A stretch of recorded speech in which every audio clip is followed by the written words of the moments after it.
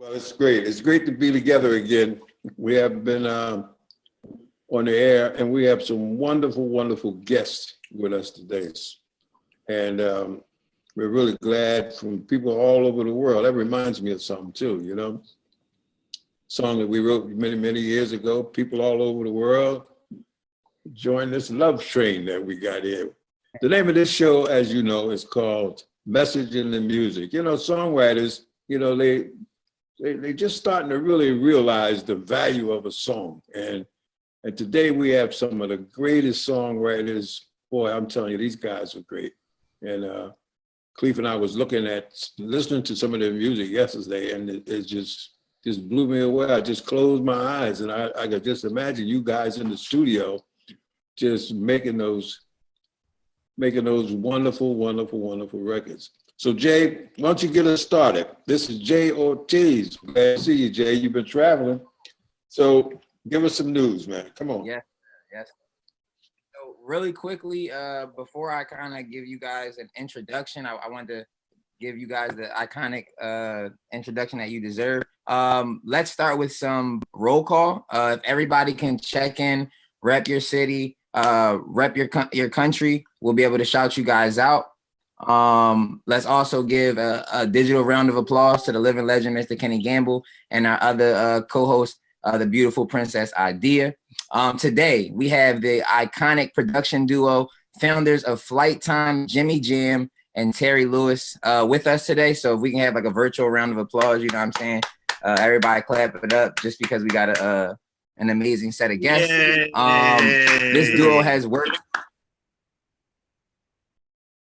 So this duo has worked with some of the most iconic artists on the planet, including Janet Jackson, SOS Band, Cheryl and Alexander O'Neal, Sounds of Blackness, New Edition, Mary J. Blige, and so many others. Songwriters Hall of Fame class of 2017. They have more than 100 ASCAP songwriting and publishing awards, including several Songwriter of the Year awards.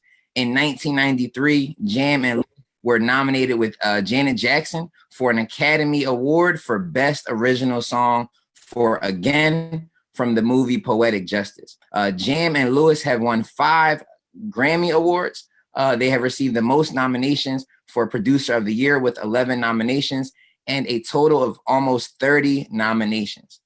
So with that all being said, I hope you guys are ready for this super exciting show. We have some amazing songwriters and amazing producers. Mr. Gamble, with that being said, we'd like you to, take the helm. Well, hey, listen, that was some rundown you gave, Jay. And hey, Jimmy and Terry, it's really a blessing that you guys could even show up here today, And this is something new for us with our Philly International, because we have so many people trying to reach us from all over the world, that Jay and Michelle and all the crew and Idea and Khalif, they decided, well, let's put a podcast together. And so we're glad to have you as one of our guests. We're just getting started with these podcasts over the last year. And it really is an amazing tool because you get in touch with people from all parts of the world. So, one thing before we even get started, I just like to make sure that our people out there don't forget to call and what's the KennyGamble.com, I think it is. And you'll be able to get your sweaters and T-shirts and all kinds of stuff. They've been doing well. We got people from all over the world that's calling in for these T-shirts and all this memorabilia. So call in and get it. When you mention all of those records, Jay, there's one song and one record that stands out. We usually have a song of the day. And today's song of the day is called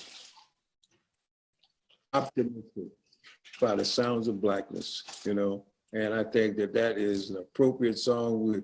We usually have a song of the day every Tuesday. And so Jay, you from another generation too, which really makes this interesting, you know what I mean? That but you know Janet Jackson and everything. Yeah. So let me just welcome Jimmy Jam Yes. and Terry Lewis to the Message in the Music Show. Welcome, gentlemen, and glad to see you. Are you there? Glad to Glad be to here. see you, man. And thank you for having us. It's a blessing to be here. Oh, there you go. That was Absolutely. it. Yeah. Hey, your trademark, you know, the glasses and that hat. That trademark is like when people see you guys, I guess they see that trademark and they don't have to even recognize your name because you're recognizable by that trademark with that hat and those sunglasses. So so how did you guys get started? First of all, I mean, you know, what happened? What happened to you guys that you became this? I know you had a band. You know, you remind me of me and Huff a lot. You know what I mean? It's almost like the same destiny almost that happened. You know, so just give our audience a little bit of rundown on how you guys started, a little bit.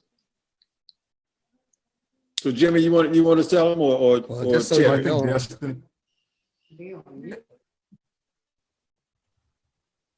that destiny is again? definitely the Go ahead, Jim. word that I would use. I said destiny is the word I would use for us meeting. We were in a, can you guys hear me okay, by the way? Says my internet connection is unstable. Of course it is. I can hear you. But anyway, we met, Perfectly. okay, good. We met in a program. We can hear y'all loud and clear. It's just a little laggy, so we're good. Okay, cool. So we were in a program called Upward Bound. It was at the University of Minnesota. We weren't college age. We were only in junior high school at the time. And the program was set up so that you could teach, it was peer teaching. And the idea was you would teach math to the grade below you, figuring that the kids would understand the lessons better from someone their own age. And it was cool because we stayed in dorms and stuff. It was like we were college students, but we were only in junior high. And I remember for me, it was love at first sight when I even saw Terry, because he was literally sitting on his bed in his dorm room. He had a red, black, and green bass, and he was playing Kool and the Gang on the bass. And I looked at him, and I was basically an only child. I had half brothers and sisters that were much older. But I remember looking at Terry and just going, I got to get to know this dude. Like this, he was like the big brother I never had. And he was musical, you know, and I don't know, I think I was maybe 13 years old. Terry might've been 15 at the time. So we go back a long ways, but that's when we first met. Unbelievable. absolutely. And when I saw Jimmy Jam, he was in the lunchroom, and at the time, the lunchroom had a piano, and he was in the lunchroom, and he had like 3 or 4 girls around him. He was playing piano. So I thought he was a keyboard player. Later found out that he was a drummer. So Drama. at the end of the year, we were having to dance. So I went to him, and yeah, he's a drummer first. He used to drum with his father. And so I went to him and asked him at the end of the year, like, hey, we're going to have a little dance or something. Can we put together a little band? Because I had a couple guys in the band with me. I had a drummer and a guitarist, sax player named David Island. Jelly Bean was the drummer. And I asked Jam, I said, well, you could play the keyboards. He said, well, I'm a drummer. I said, well, I already got a drummer. I need a keyboard player. He said, well, I don't have any keyboards. I said, well, your dad does. So we went down and confiscated his dad's keyboard from the gig, and we played a little jam session at the dance. Unbelievable. But Oh, we glad but Jimmy, what is the keyboard that you play on stage? We saw you on the Prince tribute, and what is that called though? It's not a piano, right? It's called something else, right? Yeah, Jimmy. on the Prince special, it was actually important to me to it was important to me to use the actual keyboards that we used back in the time days for the sound and the authenticity of Okay. it. So what I had on stage was literally Right. an OB8 Oberheim keyboard and a ARP Omni keyboard, which were literally the keyboards we played back in 1981 when the first Time album came out. So, but that's what I had on stage. And to me, it was really important to do that. And it was interesting that certain people that recognize that, like I figured 2 people will notice that, but I got so much feedback that people were like, not only did y'all sound good, but I could tell you guys were using the actual real keyboards, not emulations of keyboards, but the real keyboards from back in that day. So it was an honor to do that for Prince. Right. So But you know what? That hit me too when I seen that keyboard. I felt the same way. I know you had. Now, let me ask you recently something. that was Now, you, Mr. Lewis. Okay, one at a time. One okay, one at a second, time. Mr. Go ahead. Gamble. Go ahead, I idea. wanted to. Oh, sorry. I was just Hey, Jay, saying to go ahead, Mr. buddy. Jam All right. and Mr. Lewis. Okay. Go ahead. Go ahead, Jay. So Mr. Jam, I know when you said that you first met Mr. Lewis, he was playing Cool in the Game. What was some of you guys' music inspiration and motivation? Being from Minneapolis, I feel like it's only a few, certain people that come from that part of the country. What would be the motivation and the music inspiration?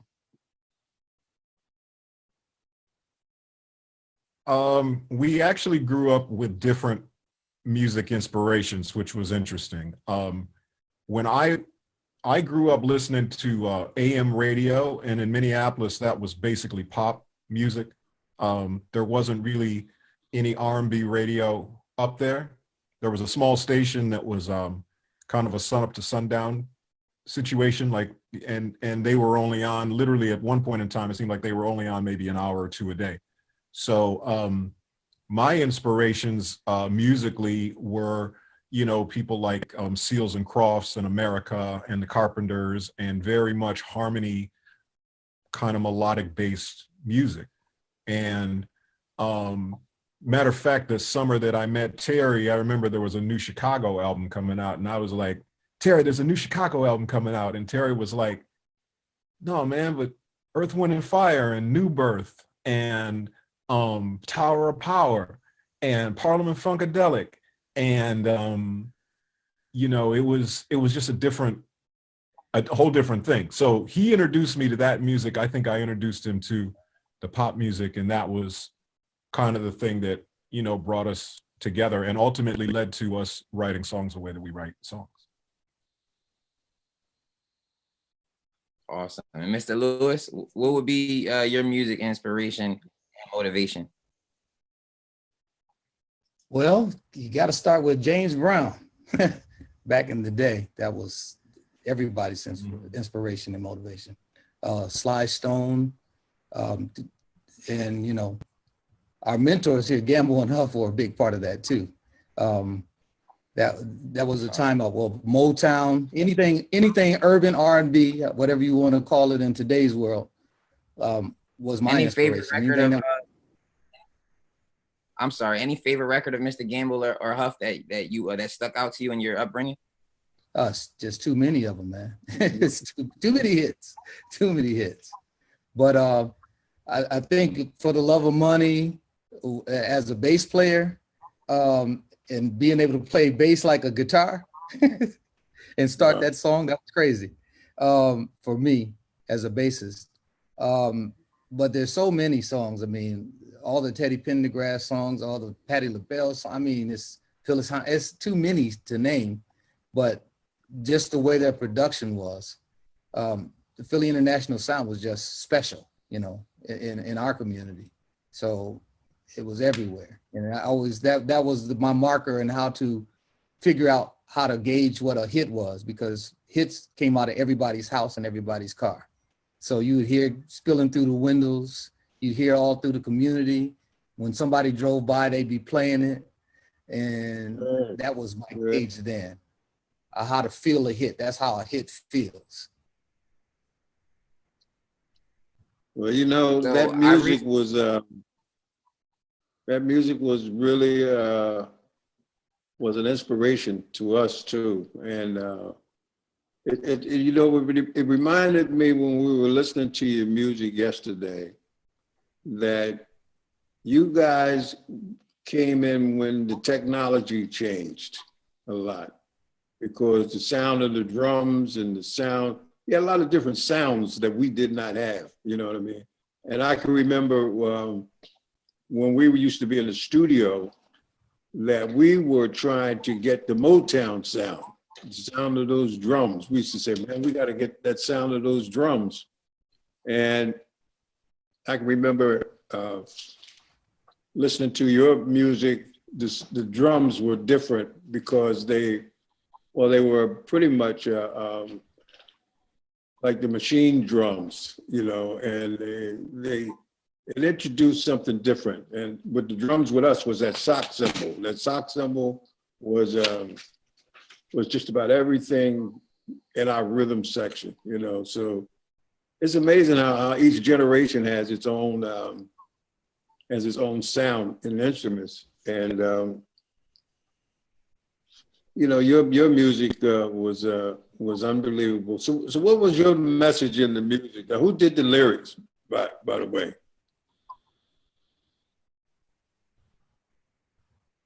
Oh, the lyrics were mostly Oh, I Terry mostly- Lewis. And the thing I always say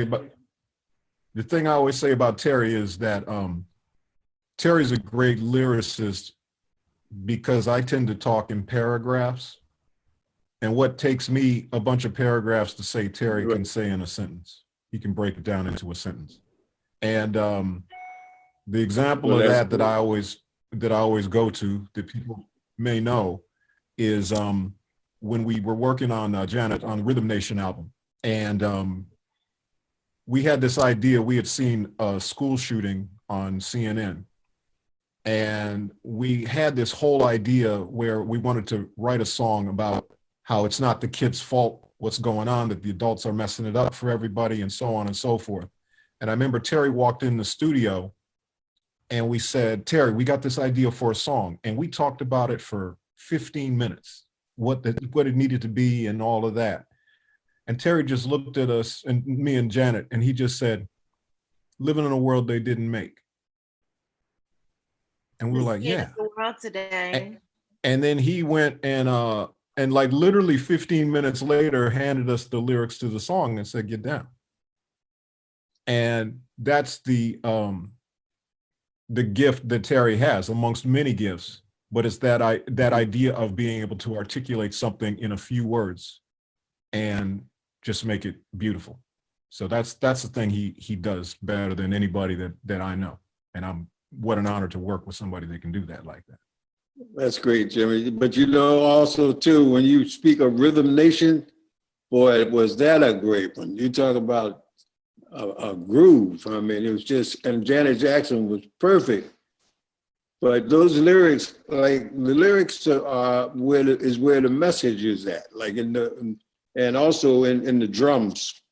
And so that Rhythm Nation, would you say that was kind of, it's like a Rhythm Nation? It was, and then the video had sort of a military kind of look to it. I mean, what message was you trying to send out with that song, Rhythm Nation? I think that Rhythm Nation for us was just, it really came from listening to the things that were happening in the world. There was gang violence, there were drugs, there were all of these kind of images. And as you watch TV back in those days, before Instagram and Facebook and all of those types of things, basically you could watch different channels on TV and get a different view of the world. You could watch MTV and see great videos and and that, and then you could watch sports. We watched a lot of sports. But then you turn to CNN and then you see the things that were happening in the world. So the album ended up being kind of, you know, a microcosm, if you will, of things that were happening and things we were noticing in the world. And the nice thing about making that album was that we were in Minneapolis. So we were away from LA and New York and people telling us what kind of album to make, because people wanted us to make another Control album based, you know how record companies work, like do something like you just did. And we were kind of like, no, that's not really what the feel of this record should be.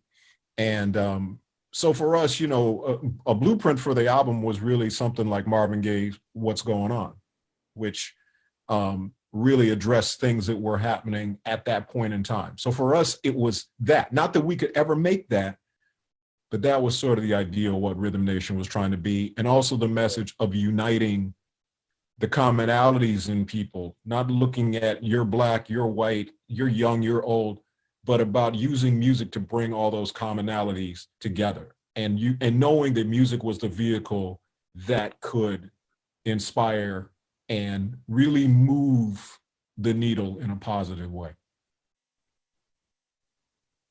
Well, that's well said. That's exactly where we were coming from too, with a lot of our songs. Hey Jay, you got something you want to ask Jimmy and Terry? You want to do this. What's that? I wanted you guys Purple to, Rain. Yeah, we're gonna print. I wanted you guys. Yeah, I wanted you guys to speak to the Minneapolis sound. Speak a little bit more about working with Prince and the time, and you know the Purple Rain movie. You know, just kind of really, you guys put on for Minneapolis, and not a lot of people were able to, you know, make it out of there. So just give us a little picture of what that looks like. Well, the Minneapolis music community was very competitive, I would say, just because there were a lot of really talented young Black musicians, but not very many venues to play in. So we weren't allowed to play in all the places that all the other white acts were, you know, admitted into.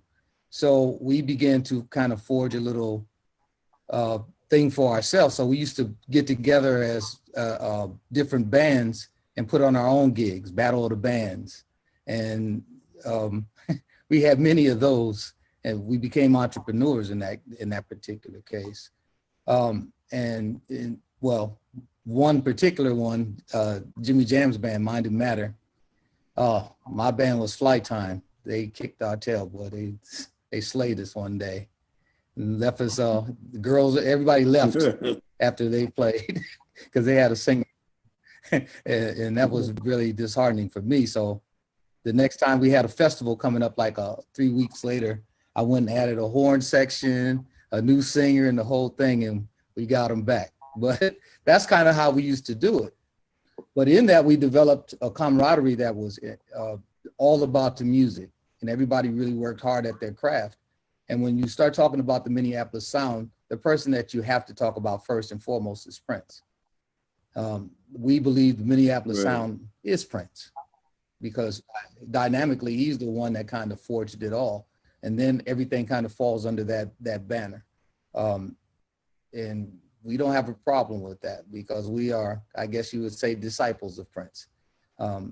You know, and when you talk about what makes that sound, at the time we started music, there were no synthesizers, there were no drum machines, and we just learned how to play instruments. And as time went on, these things started to come to the forefront. And we were never afraid of the technology that came along, and we tried to implement it as well as we could, you know, what we could get our hands on and afford, because technology is always expensive in the beginning. And so we just kept working at the technology, and then Prince came out with his first albums, and everything was really technology written, because it was him doing everything.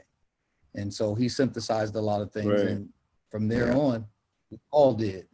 We wanted to have horns, and, you know, that's the multiples go there. And then economics, you know, in a horn band, you have 10 people.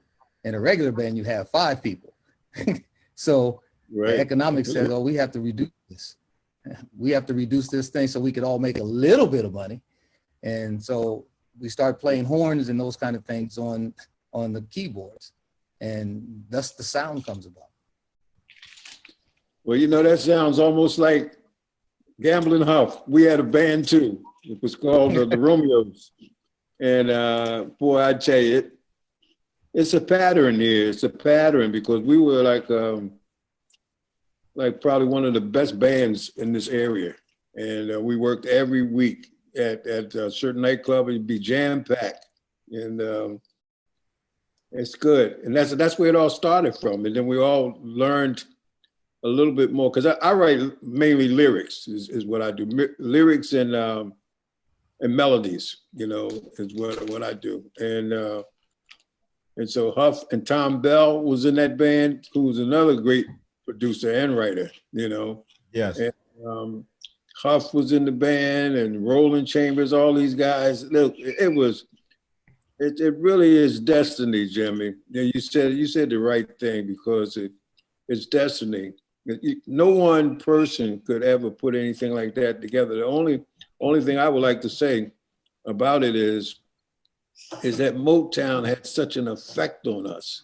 You know what I mean? And I really appreciate Berry Gordy and Smokey Robinson and all that, because they started out the same way too.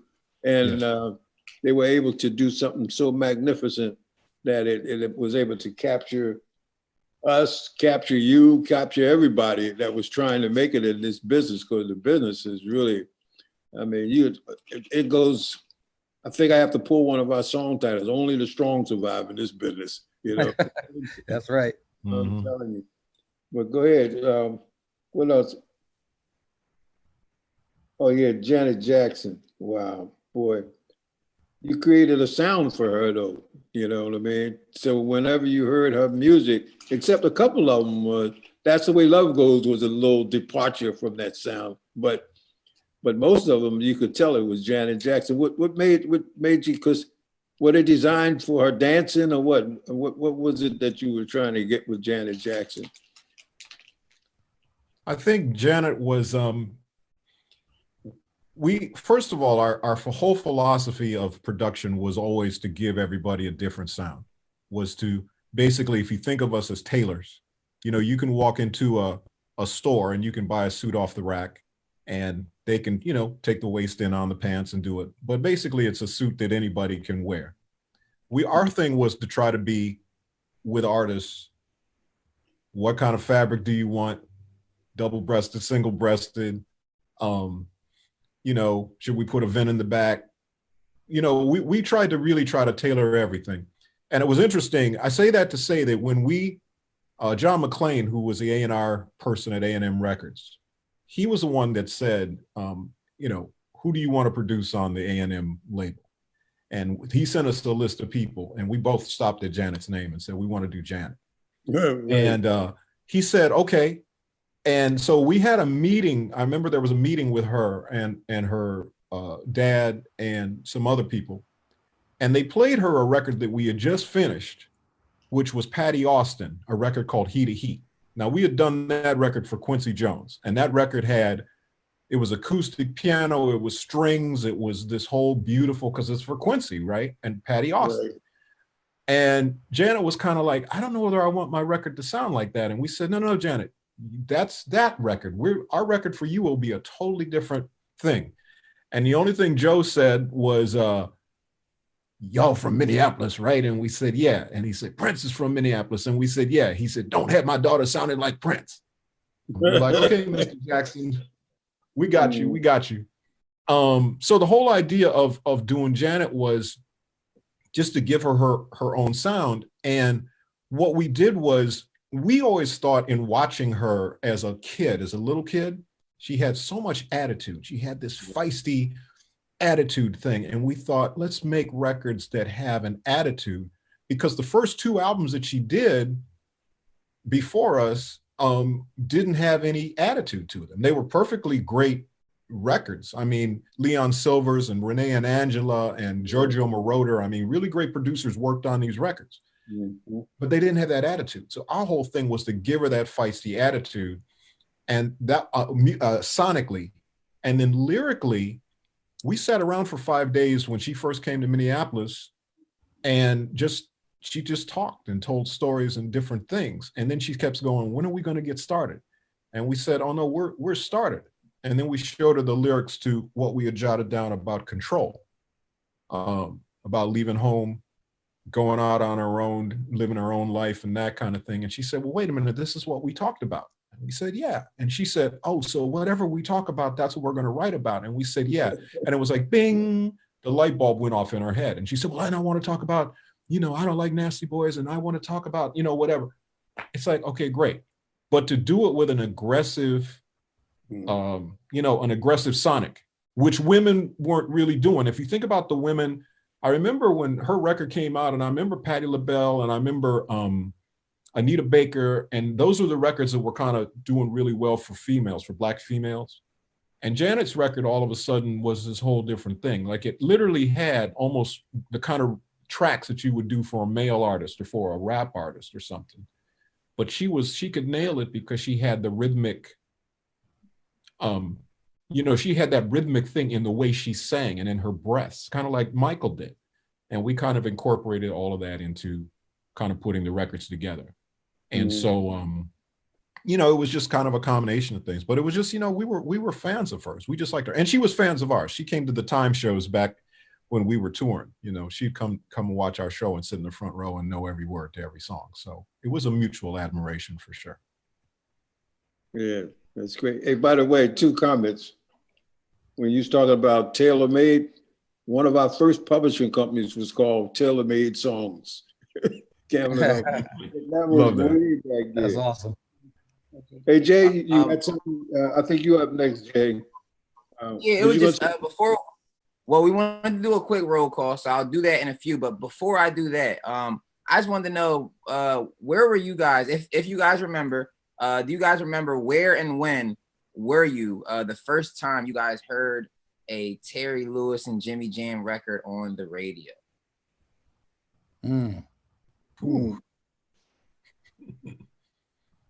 Well, I can tell you the one that really mattered. We had just moved. We just moved to LA, and we were here. Well, hadn't even moved yet. We were living here, and for the summer. And I think what was we live in. What was that? On Cadillac, right? Cadillac and Corning. Cadillac and Corning, right? Right. And we were walking down the street, and we heard our record coming out of a house. And then we heard the record coming out of a car. Wow. And What song was it? What song was it? What Have You Done For Me Lately? Oh, yeah, good one. Yeah. And y'all were together at the time? Well, the funny thing about it, though, was that we really made that record. And it was funny because when Terry and Gamble were talking earlier about how, like, you could gauge a record, whether it was a hit. Like, you could look on the Billboard chart and see what it was doing on the chart. But if you wanted to know if a record was a hit record, it was when you heard it at the grocery store or at the, walking down the street or out of people's cars. That's how when you knew it was a hit. And with that album, with Janet's album, that was always our thought. We wanted to make the record that we knew our neighbor next door was going to be blasting out their house. Right. And so when we heard that, that was important. The one that is memorable for me right now, though, and timely, unfortunately, because of just losing Andre Harrell, was the first time that I heard That's the Way Love Goes on the radio. I was with Andre Harrell. And we were at a convention in Chicago to speak on a panel. And when they sent a car, they said, do you guys mind sharing a car because you're both going to the same place, myself and Andre? And I said, no, that's fine. So we get in the car. And then all of a sudden I hear That's the Way Love Goes come on the radio. And as we're kind of riding, Andre is looking at me and he's going, man, you hear this? You hearing this, man? Listen to this. Man, it's some cinematic shit here. Man, listen to the way this record sounds, right? And I'm not saying anything. I'm just I'm like, yeah, So then when the record goes off, he keeps going, who's this? Man, do you know who this is? And I'm not saying anything. The record goes off. The DJ goes, yeah, and that was the new one from Janet Jackson. That's the way love goes. And he looks at me and goes, wait a minute, that's your house record? Man, that sounds, man, why didn't you say something, man? Whatever. And Right. I'll always remember that. And then I remember later on, because that, going back to something Terry said, James Brown, that song was based on a James Brown loop, Papa Don't Take No Mess. But our idea was to make, a song out of it, like put chords on and make a song out of it. And so it was just kind of a combination of a whole lot of different elements that came together. And Janet never liked that song when she first heard it. She didn't like it. And then she went on a vacation, came back, and then was like, we got to do that song. And so it was different for her, but it set the tone for what that particular album was. Right. But that was the first time I heard that on the radio. And even, and one last thing I'll say, Mary J. Blige, when we worked with her later on, always said that for her was like the record, because it was kind of what Mary J. would do, is take those samples and make songs out of them. Right. And she said, because matter of fact, they did a song that took Papa Don't Take No Mess. And she said to me, well, Jam, we were just trying to do what y'all were doing. And I took that as such a compliment, because in working with her, because it was like, okay, we're connected, even though it's hip hop and it's R&B and it's these different things together. But, music is that thread that we have between us. So Yeah. that was one I remember. And like I say, it's timely because of Andre's passing. But yeah. Yeah, that's funny. And just speaking of Andre, God bless him, and Little Richard, and also Betty Wright. Yes. Three real soldiers. Little Richard definitely was a soldier in rock and roll, and he went through a lot. Little Richard, in this industry. But Hey, Terry, let me ask you, do you remember we gave Little Richard an award, like a Lifetime Achievement Award? Maybe it was at the R&B Rhythm and Blues Foundation or something. I think so. They couldn't get him to play. He refused to play. And Terry, I love Terry, because Terry's like reconnaissance man. Like, he'll figure it out. And I just remember he ended up playing that night, and everybody said there's no way Little Richard's going to play, and Terry got him to play. And I think you played bass with him that night, didn't you, Terry? Yeah. Yeah, no, just try to make it fun. It's no pressure. Just, Right. hey, like, I'm a fan. I'm fanning out. Like, please. Yeah. If you don't want to do it for them, do it for me. Yes. Yeah, it was awesome. Okay, all right, Jay. We got to Really quickly, we're gonna play some records, guys. But if y'all can, anybody watching in the Facebook chat, please just roll call. Let us know where y'all watching from, and we're gonna mention y'all. So I got Dora Hyatt from Inglewood, California. Comment if y'all can, comment where y'all watching from, everybody. Roll call. You already know what time I'm it gonna is. help you out a little bit since I'm back here and I'm just watching them scroll through. So we have Jerry Powell from Petersburg, Virginia. Let me scroll up. Herb Albert, I'm not sure where he's coming in from. I don't think anybody's much interested in doing roll calls. They're out here just shouting out all of y'all music. Yeah, we got people from Scotland. We got people from Phoenix, Michael Melbourne, Hopkins. Australia. We got Germany, which is always dope. Montreal, Canada. Auckland, New Zealand. Dwayne from San Francisco. Detroit. And these are coming in literally as I'm reading them. Danny Stokes from Brooklyn, New York. Texas. We've got them coming from everywhere. Pittsburgh, Philadelphia. A music producer from Boston, Jersey City. I mean, the cities are endless. So thank you guys. We appreciate everybody that's watching. Make sure you are sharing this stream. This is a very iconic stream, so make sure y'all are getting this to the masses. Well, I had one question that wasn't actually on here, but this is a question I had since I do have all you songwriters on here. I'm a songwriter myself, and Idea is as well. A question I had is, for you guys to be such great songwriters, how do you guys feel about people sampling your work? I know earlier Mr. Jam said that he felt like he was he liked it, but could you guys elaborate on that? Mr. Gamble, you included. Could you guys just speak on somebody sampling your work and how it made you feel? Well, for me, I mean, I always loved the idea of sampling.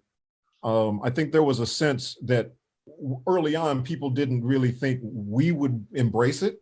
But to me, it was a bridge because it allowed a new audience to hear a song that we loved growing up that was, important to us and make it important to them. And then from that, because of obviously the ability to go and find the original samples of things, all of a sudden, if you hear Rhythm Nation, but it guides you to Sly and the Family Stone, or you hear That's the Way Love Goes, and it guides you to James Brown, to me, that's a great thing. And the other thing, we had a couple of experiences with, I get, when you stick around as long as we've been able to do, every day is an anniversary of something. So this is Janet's All For You album was went number one this week, back in 2001, I guess. So, long ago, 29 years ago. But the importance of it was the song All For You was sampled from a song called The Glow of Love by Change, which Luther Vandross sang on. Right. And the writer of that song, I saw at the Grammys, we won a Grammy for that, for All For You. And the writer of the song came up to me and said, "Hey man," I think his name was Wayne Garfield, or is Wayne Garfield. Yeah. Right? He said, "Hey man, you bought me my house." Really? And he said, "From the royalties of that song." I said, "From the sampling that song."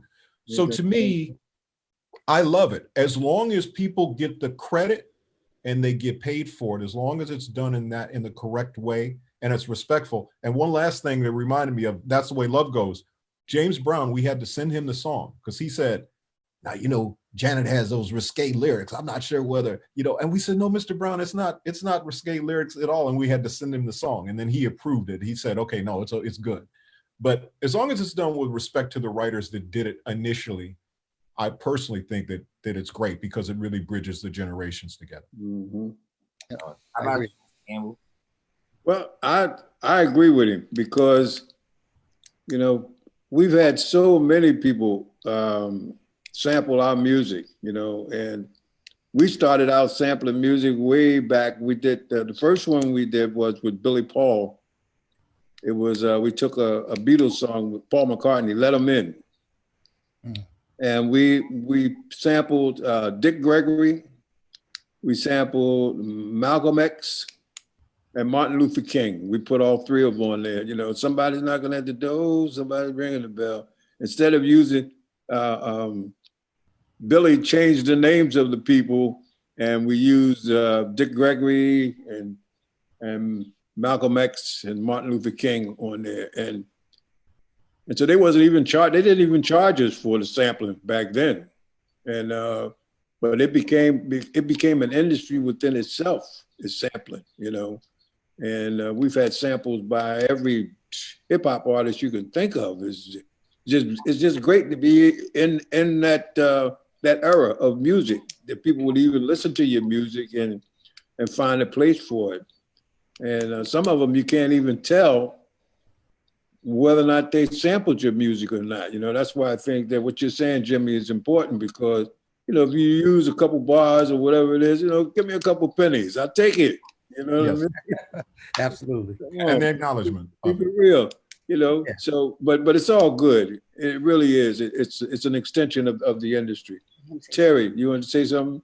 Oh yeah, I agree with all of that. And I just say being compensated is most important to me because a lot of times, especially for a lot of writers who are less fortunate than us, I mean, we got a lot of cumulative things that happen for us. But if you got one song in your lifetime that was a hit and someone samples that, it can regenerate your whole income level to another level and put you in an ability to live better. So for a guy that hasn't had a hit for 30 or 40 years and all of a sudden he gets a sample and then that sample comes back and it does really well, he can pay his bills for a few years. And I think it's very important that we make sure that we acknowledge and give credit. That's true. Because one credit leads to the next credit. That's true. And the compensation is very important.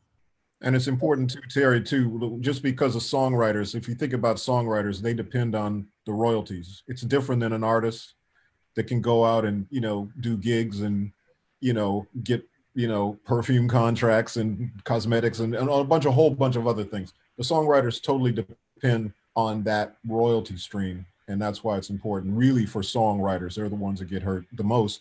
And my analogy for songwriters is that songwriters they're the farmers. It's like when you go to a restaurant and have a great meal and you say, oh, I want to thank the chef. But that's great, except remember the chef doesn't have the food if it's not for the farmers. So That's right. please give the farmers their due. And that's what the songwriters are. Yeah, I agree with you. Well, they have a show on TV now called Songland. I don't know if you've seen it before. Yes. But I thought it was a good idea. And I was telling the people at the Songwriters Hall of Fame a couple of years ago when Huff and I was on the board there, that there should be a show, like American Idol is one thing and The Voice and whatever, but it's the songs. Yes. Some of these songs that you deal with, even some of our songs is like 50 years old, and so the song is the one that will last for a long, long time. As a matter of fact, we wrote a song with Lou Ross called This Song Will Last Forever, and so that's the way we always looked at writing songs, that they're going to be around after we're dead and gone, and so. By the way, when you mentioned Songwriters Hall of Fame, can I just tell you, Mr. Gamble, that I still have the letter that you sent to myself and Terry when we were being inducted, because I think you were like you say, you were on the board of the Songwriters Hall of Fame at that point in time. Right. And you sent us a letter basically saying, with your signature on it, saying that we were being inducted in the Songwriters Hall of Fame. And I got to tell you, as much as I enjoyed being inducted in the Songwriters Hall of Fame, that letter for me coming from you, that was it for me, man. I mean, when I got the letter, that was it. That was better than the ceremony and the whole thing for me. I mean, that was so amazing. Hey, Jimmy, let me tell you, man, we was fighting them jokers, man. You got to fight for what you want too. You just can't sit around and say, well, they won't do this for me. No, you got to fight for it, and I always say that because those board meetings when Huff and I were co-chairmen, that's what time you're talking about. I used to fight. I said, well, why you haven't given Jimmy Jam and Terry Lewis an award? Are you kidding? And why haven't you given Barry White an award? I mean, that's my I would say Barry White is my favorite male singer. You know what I mean? Marvin Gaye is that's the best album. What's going on in all albums, but Barry White, to show you how he's been able to capture me, because whenever I get on an airplane, I put my earphones on and I put Barry White on and I ride with Barry. It's beautiful. Yeah, love Barry. Yeah, the music is beautiful, man. It really has a wonderful. Barry gave us the nicest compliment. Yeah, he was great, man. He was unbelievable, and a good person too. You know what I mean? But Mr. Jam and Mr. Lewis, I wanted to know what inspired you guys to do Mary J. Blige's "You Are Everything" with the sample of the Stylistic song. That's probably my favorite one of you guys. That's like, just because of the time I grew up, and I feel like my mom played that every day. That's probably the one that resonates with me the most. Oh, So I think that for Mary, when Mary came to town to Minneapolis to work with us, the thing we thought was the My Life album for us was like one of my albums that I just kind of stopped everything and listened to the record, because it was all based on samples, but it was songs coming out of the samples, and Mary was killing the vocals on it. It was an amazing record. When she came to work with us, we assumed that she was still working at the time with Puffy. So we came up with a bunch of different kinds of songs for her, and everything we played for her, she wasn't really liking it. And so we said, well, what kind of song are you looking for, Mary? And she says, something that sounds like me, something that sounds like me. And we were like, okay. So we played her this Rick James track we had looped. And she started dancing around and she said, oh my God, that's the record. That's my record right there. That's my record. And that record turned into a record called Love Is All We Need. yeah. So when she loved that record, then we were like, well, wait, but isn't this the kind of stuff that Puffy's doing with you? And she said, I'm not working with Puffy right now. We're like, oh, okay, well then we got this other idea. And obviously it was Stylistics, You Are Everything. And we played her the track to that. And she was like, oh my God. She said, this is it. This is my record. We said, okay, great. And so that was it was really the inspiration of that Mary wanted to do sample-based music. She was, the queen of hip hop soul. So it was merging those two things together. And then just finding just the most classic, beautiful Tom Bell song that we could find. And that was the one that did it. So amazing. Unbelievable. Yeah. Awesome right there. Lastly, I know Mr. Gamble, you had mentioned the recent passings we had of a few stars, Little Richard, Andre Harrell, and Betty Wright. Idea, if you could elaborate more on that. I know you had a small tribute you wanted to do towards them. Sure, yes. Well, I want to talk about Little Richard. He was the undisputed king of rock and roll. He was one of the first inductees into the Rock and Roll Hall of Fame. And in 1993, he was awarded the Lifetime Achievement Award at the Grammys. Some of his top hits were Long Tall Sally, Tutti Frutti, and Slippin' and a Slidin'. He will forever be missed. So God bless you, Little Richard, and thank you for everything you did for the music industry and for the culture. Also, another transition was Andre Harrell. Andre Harrell was a music executive, and he started his work in record companies in the 1980s over at Def Jam. Later, he founded Uptown Records, and he sparked the careers of Miss Mary J. Blige, Heavy D and the Boys, Jodeci, and Teddy Riley. And he also mentored Sean Puff Daddy Combs. So God bless you, Mr. Harrell. You will be missed. Also, another transition was Miss Betty Wright. Betty Wright was a soul singer and started out in gospel, released her first album when she was 14 with her family gospel group. Miss Wright is a Grammy Award winner, and she was also nominated 6 times. She was 66 years old and diagnosed with cancer. And Miss Wright's biggest hits include Clean Up Woman and Tonight's the Night. Miss Wright, you will be missed. And thank you so much for all of your service, love, and blessings to the music industry. Thank you. Thank you, Prince. That was a good idea. And hey, listen, life is short. It really is short, but the music, it lives forever, and that's a wonderful, wonderful thing. So lastly, almost lastly, Mr. Lewis, the world is very, very small. I actually am a graduate of Howard University, and I went to school with your daughter, Ashley. So this question comes from her. Can you give your most memorable moment in the studio with Janet or Michael? Well, I'll give the one with Michael because we had many memorable ones with Janet, but I'll give the Michael one. And because Janet was there, Terry. Yeah, and Janet was there too. Yeah, she was there.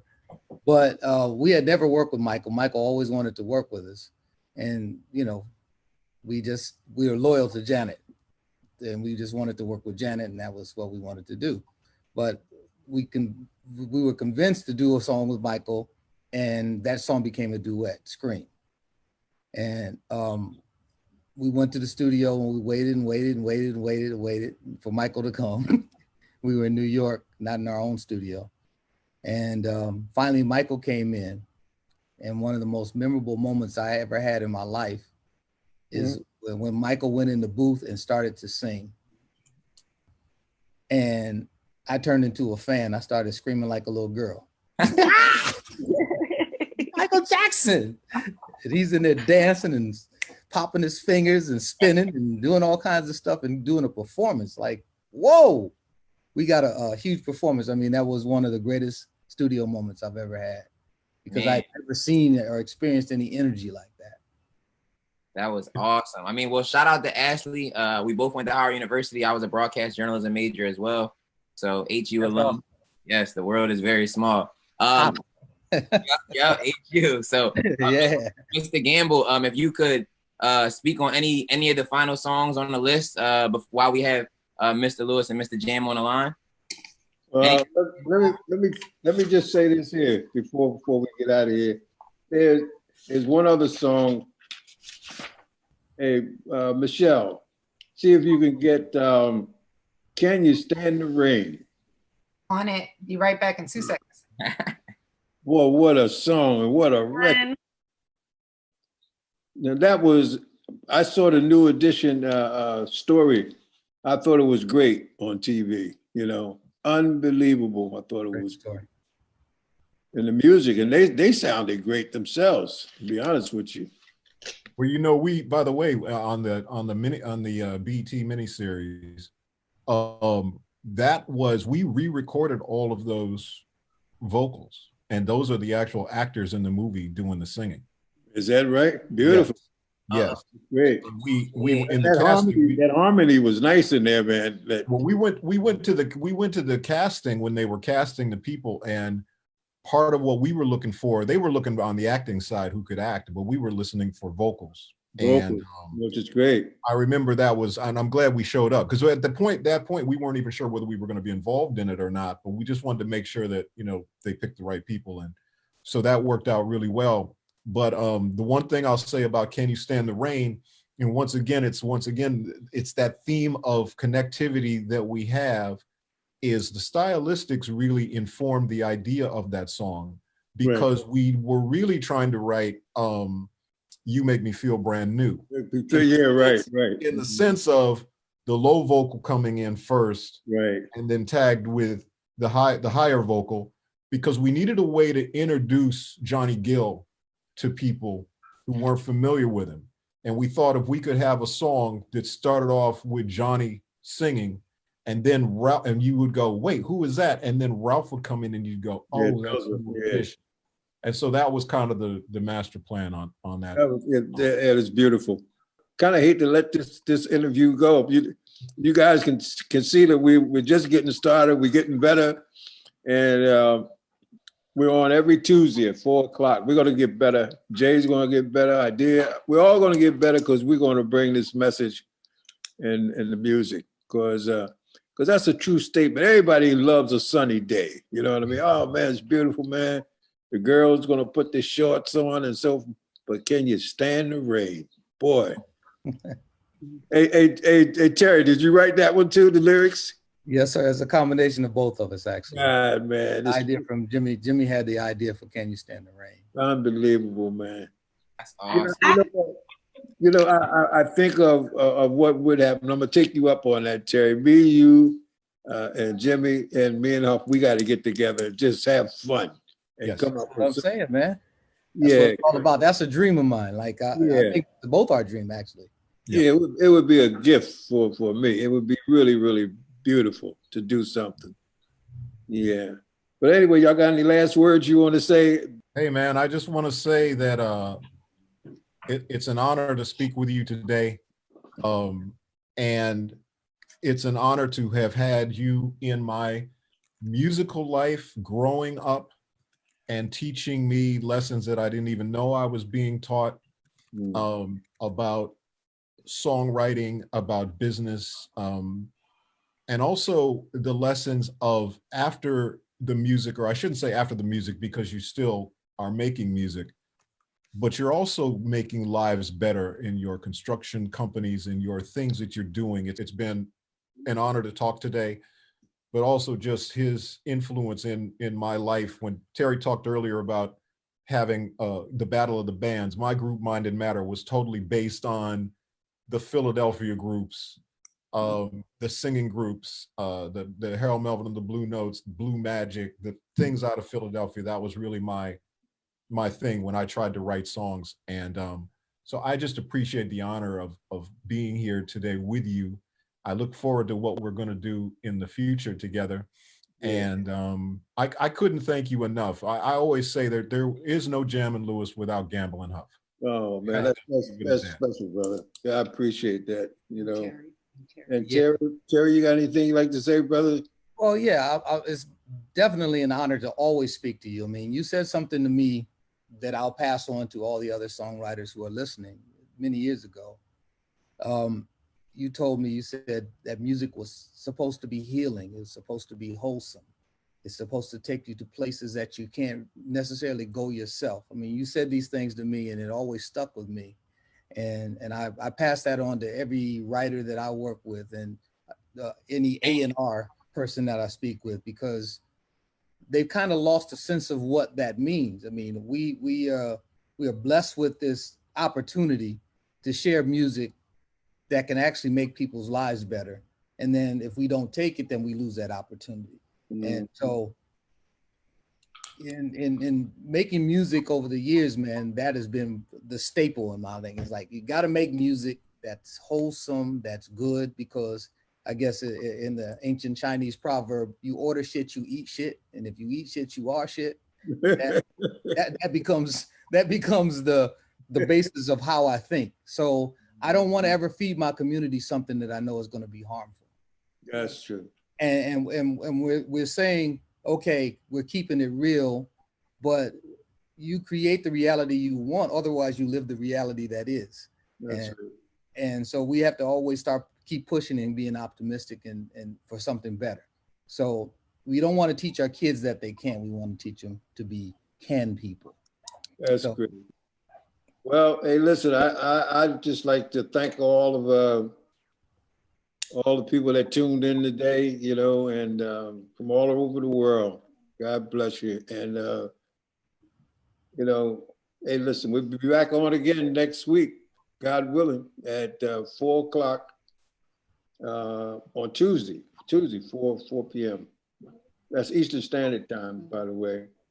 And I enjoyed this. I enjoyed just speaking to you guys, and we'll do some things. We'll do some things together, because it is rewarding to write music. But then if you can go and help our people in our communities and help our people get from out of this iron hand that's on our people, and those people that was writing songs, you can fly. You can fly anywhere when you start writing a song. You can write about anything, and you become almost like a bird.